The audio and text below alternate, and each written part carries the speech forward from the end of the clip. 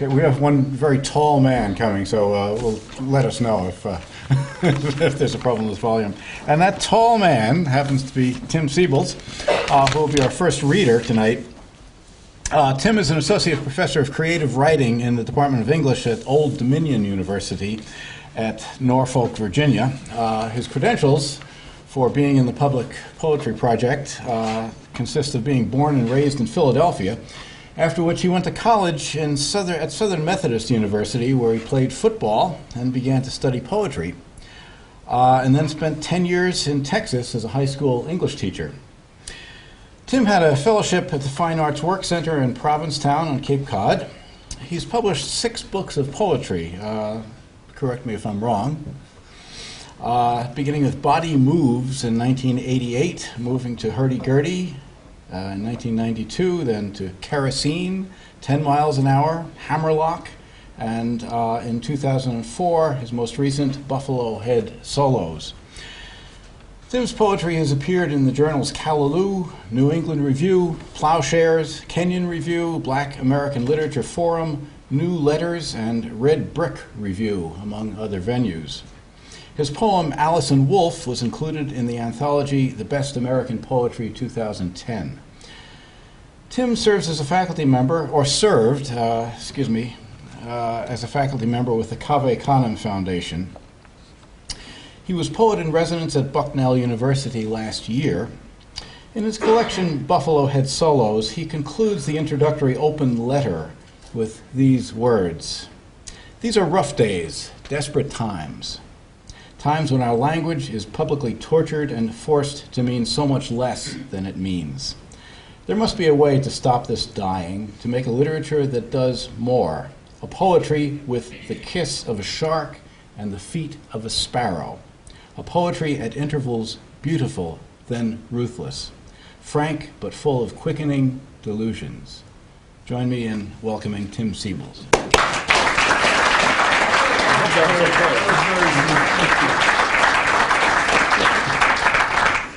All right. It's nice to be here.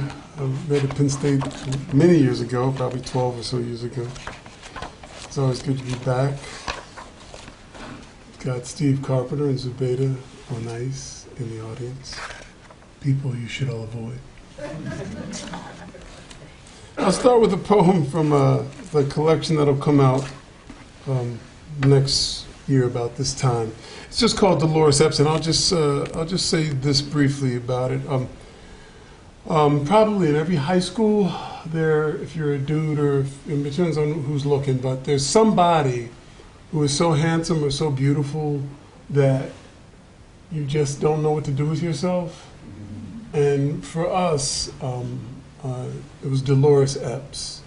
And I mentioned the name Terry in here, and that was my best friend at the time, but we're still good friends. And I think that's really all you need to know. I think everybody in here knows who the Temptations are, but you'd be surprised, some people don't. That was a quintet of vocalists from Once Upon a Time. I've been places where people say, Temptations? So you can tell you're getting old. Dolores Epps. It seems insane now, but she'd be standing soaked in school day morning light, her loose leaf notebook flickering at the bus stop, and we almost trembled at the thought of her mouth filled for a moment with both of our short names. I don't know what we saw when we saw her face, but at 15 there's so much left to believe in.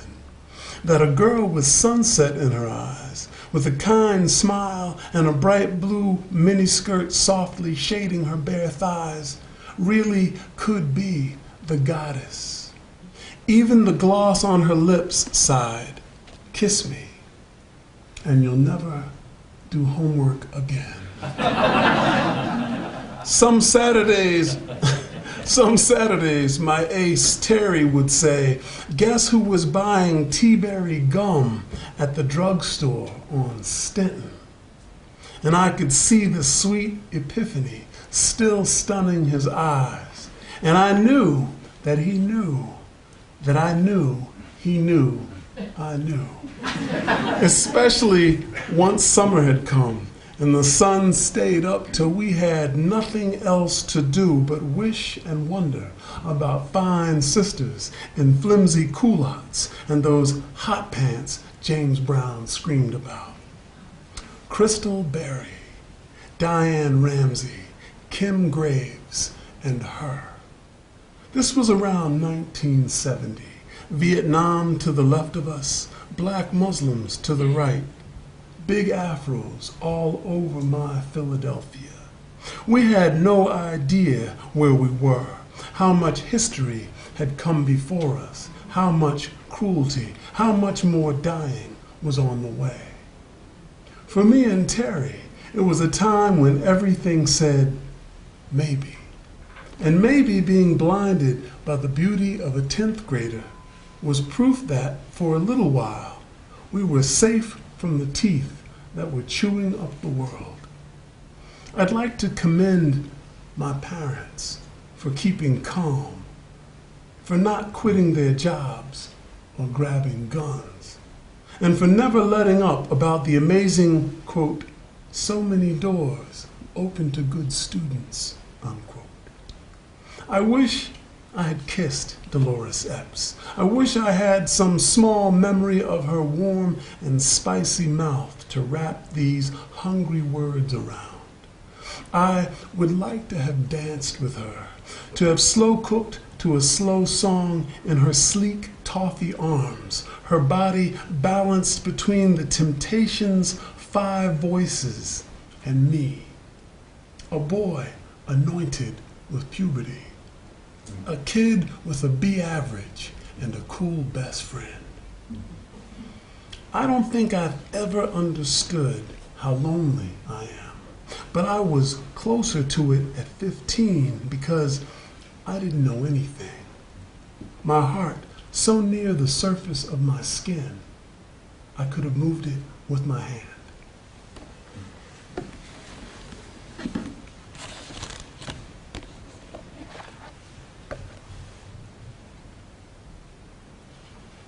I was talking to the one judge who was present at dinner about ecstasy. I mean, poems are, there's plenty of anguish to be dealt with in the world, no doubt, right?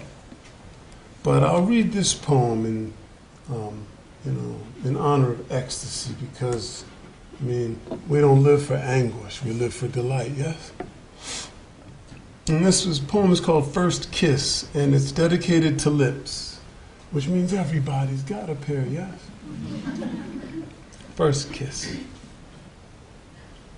Her mouth fell into my mouth like a summer snow, like a 5th season, like a fresh Eden, like Eden when Eve made God whimper with the liquid tilt of her hips. Her kiss hurt like that. It was as if she'd mixed the sweat of an angel with the taste of a tangerine. I swear, my mouth had been a helmet forever greased with secrets. My mouth a dead-end street, a little bit lit by teeth. My heart a clam slammed shut at the bottom of a dark. But her mouth pulled up like a baby blue Cadillac, packed with canaries, driven by a toucan. I swear those lips said bright wings when we kissed, wild and precise, as if she were teaching a seahorse to speak. Her mouth so careful, chumming the first vowel from my throat, until my brain was a piano, banged loud, hammered like that. It was like, I swear, her tongue was Saturn's 7th moon, hot like that, hot and cold, and circling, turning me into a glad planet. Sun on one side, night pouring her slow hand over the other, one fire, flying the kite of another. Her kiss, I swear, if the great mother rushed open the moon like a gift, and you were there to feel your shadow finally unhooked from your wrist. That'd be it, but even sweeter, like a riot of peg-leg priests on pogo sticks. Up and up, this way and this, not falling, but on and on, like that, badly behaved, but holy, I swear. That kiss, both lips utterly committed to the world, like a Peace Corps, like a free store, forever and always a new city, no locks, no walls, just doors. Like that, I swear, like that.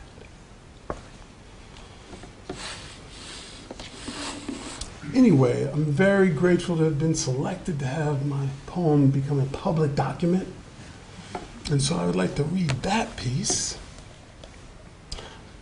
I figured when I realized this was the poem that was chosen, I thought I would try to get, develop a motif of lips and kisses. So this one also has a reference to it, Harvest Moon. I figure, why not? Can there ever be too many kisses? I don't think so. Anyway, but I'm grateful for the center of the book and Penn State for having such a powerful interest in the literary arts, and of course for all of you coming out tonight. And I'm sure I can speak for the other poets. So much of the time we spend kind of banging our heads against commas and question marks and should it be this or should it be that? Or should I use an article at all? And this kind of solitary lunacy. So it's always a real pleasure to get to actually read to people and sing to you guys. So thanks again for being here. This is called Harvest Moon. It's that poem. Big sister, apple light, kiss on the river. Tonight, make each word a strange dish, each long ache for once a gotten wish. Let this small song brush the big dark back while you stroll along the sky forever. Yo, to think such bright shadow, this black sash, that soft shine she wears, comes spun from a sun flung aloft the other side of my world. What cat-eyed glow, what well-keyed mischief, what slow hands, deft and delicious, undress my grim predictions, juice up my ragtime shoes. It happens on the now while the moon is unshy. My soul, yo, otherwise a pale fury, leaps into the visible, trying his slippery spin on the glad lap of earth. Uncles, mothers, sly lovers, mad friends, the moon does not come back just to knock our dim efforts, nor does the river bend away. Wasn't it this time last year? Remember the chubby invitation, come soon, soon, each early autumn. Look at the water with the light jingling like a wind chime in the shimmer. Turn around. Our hearts shine late in the trees.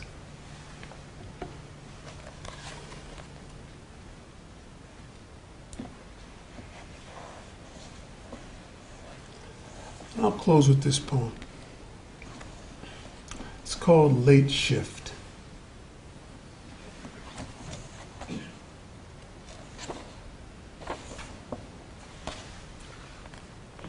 Places, maybe dreams, from which I cannot return. The velvet touch of her lips. First light, fingering a cup. Sacred dislocations of mind. The way the right sound becomes visible. Where I am now, it's later. The clocks have been amended to include all the strange hours. And someone cracked my name as if all my life I'd been locked inside. I know the shelves stay stocked, Big cars lead the chase. There's always more and more to eat. But was that ever my country? I was born there, and I'd go back if I could, just to feel less lonely. But what I took to be a certain distance was actually a late shift in myself, a different kind of listening, the voice, a thread of honey, the jar tipped just enough to one side. Listen, we belong to no nation. One day we will hold the earth again as if she were a love nearly lost, her rainy hair tangled in our hands. The soul is what we are. Every life, a word the wind turns to say. And though trouble grows back like a beard, an unchained blood governs my tongue. I have seen the door that is not there still open.